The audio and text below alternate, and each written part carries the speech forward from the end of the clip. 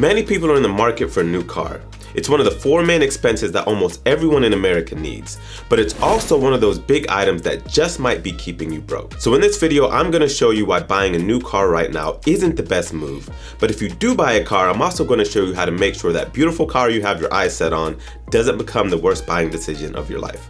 Let's get into it.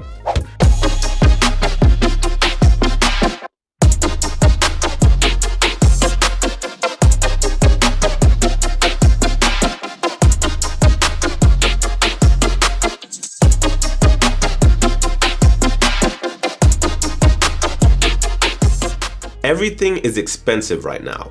Your house, your food, and yes, even your vehicle. But that doesn't mean you can just throw up your hands, give up, and just buy whatever you want to buy. And the car is one of those big ticket items that you really have to think hard about because a bad buying decision can set you back financially for years. The first reason you might not want to buy a new car right now is because car prices are still really high. The average new car price is over $48,000, and the days of finding a new car under $15,000 are long gone.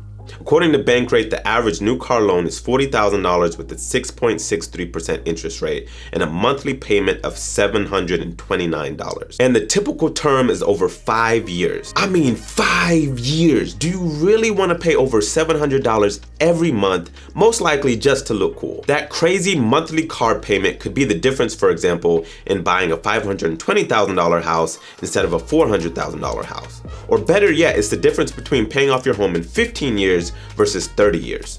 Those are some big trade-offs to make. And you also have to remember that cars are a depreciating asset. According to KBB.com, cars depreciate 20% in the first year and 60% over the typical 5-year term. So half of the payments you make over your 5 years is basically just being flushed down the toilet. The second thing you have to consider is the total cost of ownership. And hardly anyone considers this. They only look at the car payment and then get freaked out after their car expenses are way more than they thought. Don't be that person. There are several expenses you need to consider when buying a car. First is taxes and fees. Taxes can range anywhere between 0 and 8.25% depending on the state that you're in. Then all the numerous fees like registration, title, license, emission inspection, destination charge, and things like dock fees, which is basically all profit, can add up to another 3 to 4% on top of the price. A lot of people go to the dealership, agree on a price, and are shocked when they get the actual paperwork. Those taxes and fees can be a beast. That $48,000 car just turned into a $53,000 car. But that's just the upfront cost. You also have to think about the ongoing cost of owning a vehicle as well. The first is car insurance. And everyone needs car insurance. It's required in all but 2 states, and it's really just crazy not to have it anyways. And like everything, car insurance is also more expensive now. Car insurance is up almost 19% from last year, according to the September Consumer Price Index. And according to a Forbes study, the average annual cost for full car insurance is $2,150. So that takes your monthly cost for your car from $729 to $908. And there's no point in having a car if you can't drive it, so you need gas. You can estimate your monthly gas expense by taking the total miles driven each month times the typical cost of a gallon of gas in your area, then divide by the vehicle's listed miles per gallon.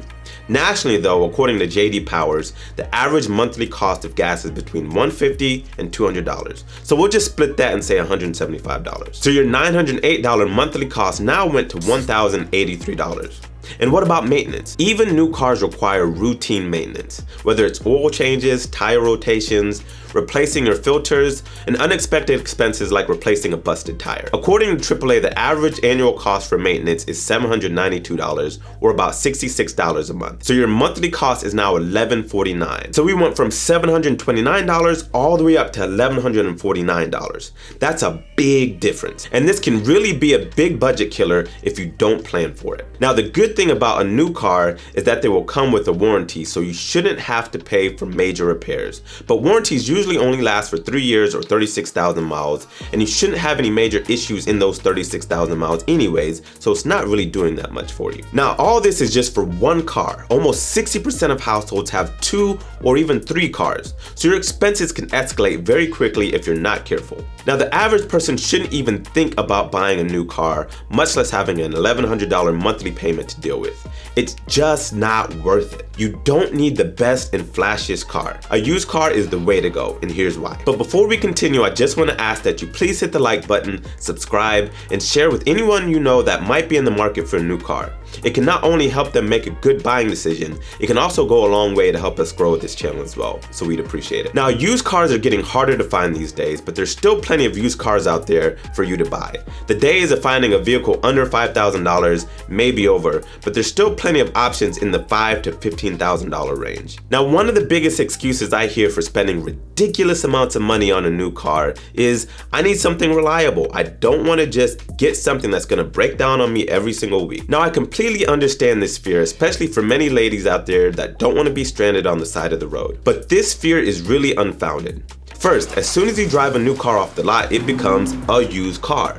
Yes, you have a warranty, but again, it typically only covers a car for a few years, and the average car will last you 12 years. So again, it's not doing that much for you. And the typical car engine and transmission will last you at least 150 to 200,000 miles. And if you stay on top of your routine maintenance, it can last you up to 300,000 miles or more for certain models. So if you buy a used car with 36 to 60,000 miles on it, most of the depreciation would have already hit, plus you would still have 9 or 10 years before you'd have to replace it. Even something with 80,000 or 100,000 miles will give you 6 or more years to save up and upgrade cars. And if you have $729 for a new car payment, you have the money to save up for a $10,000 or $15,000 used car to pay in cash. If saving $729 a month, you can save for a $10,000 car in a little over a year. And yes, buy it in cash. Why? Because you don't want to borrow money on a depreciating asset. That's an easy way to get underwater on your vehicle. And buying with cash is especially important with the high interest rates that we have right now. When you buy a used car, it can be hard to get financing, and even if you do, the rates are even higher than buying a new car because they're riskier loans for the lender. According to Bankrate, the interest rate on a used car can range anywhere between 7 and 21% depending on your credit score. So you want to buy in cash, especially if you have bad credit. Buying in cash can be done. You just have to plan ahead and do a little bit of work to find a good deal. A lot of people are just lazy with their car shopping. They don't want to do the work to find a deal. They go to the car dealer, pay much more than they need to for a car, and then they get a lot less for their trade-in. This is fine if you make great money and your time saved is worth the money, but this is not the case for the vast majority of the people. If you put in a little bit of work, you can go to great sites like Facebook Marketplace, Auto Trader, or Cars.com to buy a car from a private seller, which will be a much better deal than going to a dealership. Just make sure you get a detailed inspection before buying and you should be just fine. Now, whether you can afford a car right now or not, it may be a good idea to wait as long as possible before making a purchase decision on a car. Prices are still high. Now, we can't predict whether it will be lower next year or not, but if you can wait several years to give the car market more time to stabilize, it may be a good idea. And cars aren't the only thing that you may want to wait to buy. If you want to know why it also may be a good idea to wait to buy a house, then check out this video right here. And if you need one-on-one coaching with your personal finances or help making a decision on a large purchase like a car or a house, please hit the link in the description and I'll be glad to help. Thank you.